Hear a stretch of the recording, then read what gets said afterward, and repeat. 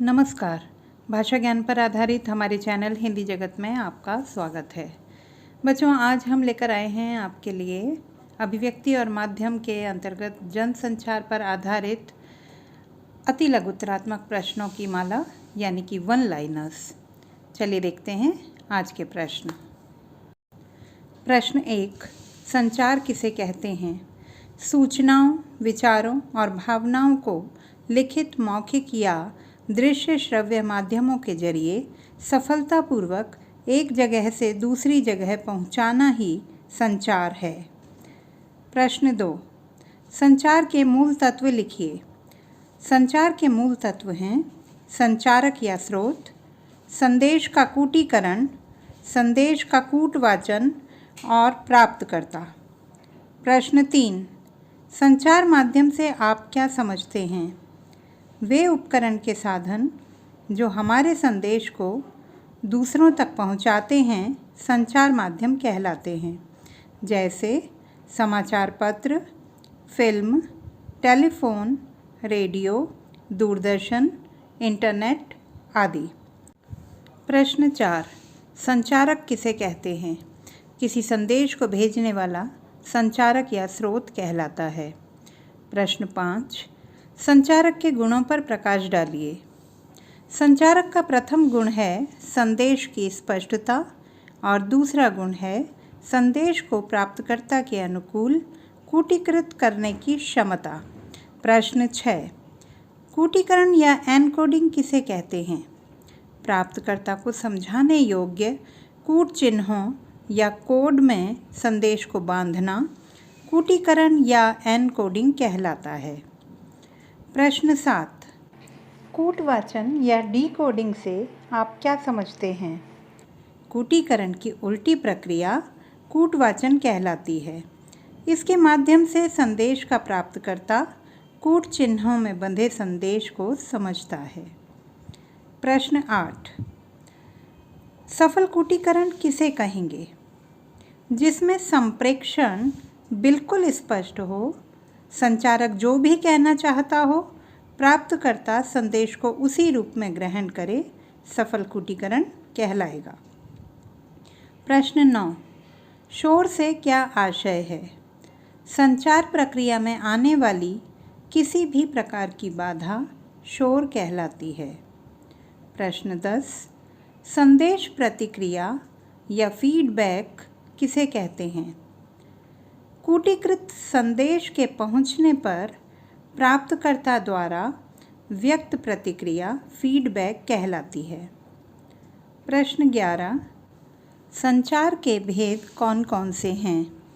सांकेतिक संचार, मौखिक संचार, अमौखिक संचार, अंतःवैयक्तिक संचार, समूह संचार एवं जनसंचार। प्रश्न 12, मौखिक संचार किसे कहेंगे? मुख द्वारा व्यक्त ध्वनियों के माध्यम से जो संदेश पहुंचाया जाता है उसे मौखिक संचार कहते हैं, जैसे आपसी बातचीत, टेलीफोन आदि। प्रश्न 13, अमौखिक संचार से आप क्या समझते हैं? मौखिक संचार के अतिरिक्त अन्य सभी प्रकार के संचार साधन अमौखिक संचार कहलाते हैं, जैसे सांकेतिक संचार, लिखित संचार, चित्र, फिल्म आदि द्वारा संचार। प्रश्न 14, सांकेतिक संचार से क्या तात्पर्य है? सांकेतिक संचार का अर्थ है संकेतों द्वारा संदेश पहुंचाना। अंतःवैयक्तिक संचार किसे कहते हैं? अंतःवैयक्तिक संचार का आशय है एक व्यक्ति का अपने आप से बातचीत करना, जैसे स्मृतियों, गीतों आदि के माध्यम से स्वयं को व्यक्त करना, डायरी लेखन आदि। प्रश्न 16, अंतर्वैयक्तिक संचार से आप क्या समझते हैं? अंतर्वैयक्तिक संचार दो व्यक्तियों के मध्य होता है, जैसे लोगों की आपसी बातचीत, नौकरी के लिए दिया गया साक्षात्कार आदि। प्रश्न 17, समूह संचार किसे कहते हैं? जब किसी समूह के सदस्य आपस में विचार विमर्श करते हैं तो उसे समूह संचार कहते हैं, जैसे कक्षा में पढ़ाना या पढ़ना, किसी संस्था की बैठक आदि। प्रश्न 18, समूह संचार का उद्देश्य बताइए। समूह संचार का उद्देश्य सामूहिक संदेश देना होता है।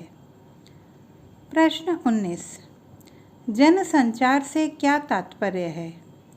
जब हम किसी समूह के साथ प्रत्यक्ष संवाद करने के बजाय किसी यांत्रिक माध्यम से संवाद स्थापित करते हैं तो उसे जन संचार कहते हैं, जैसे ऑनलाइन कक्षाएं लेना।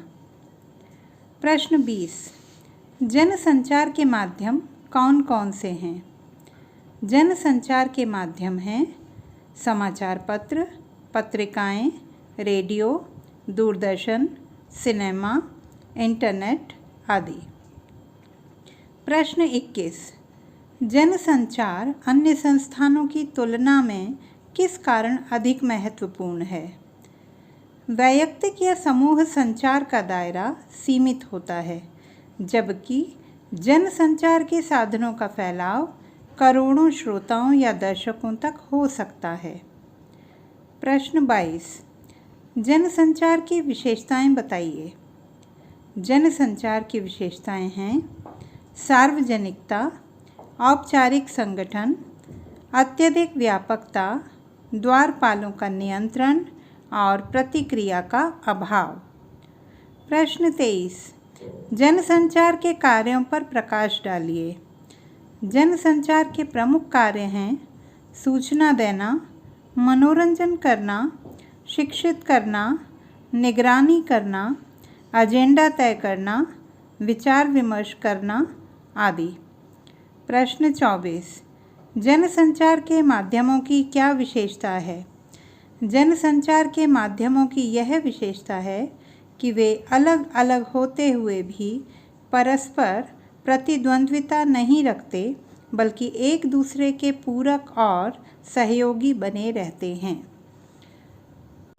बच्चों, आशा करती हूँ कि आज का यह वीडियो आपके लिए बहुत उपयोगी साबित होगा। किसी भी प्रकार के डाउट की स्थिति में आप कमेंट बॉक्स में लिखकर पूछ सकते हैं। बच्चों, यदि आपने मेरा चैनल अभी तक सब्सक्राइब नहीं किया है तो कृपया इसे सब्सक्राइब करें और बेल आइकन का बटन दबाना ना भूलें, ताकि मेरे नए आने वाले वीडियो की सूचना तत्काल आप तक पहुंच सके। धन्यवाद। आपका दिन शुभ हो।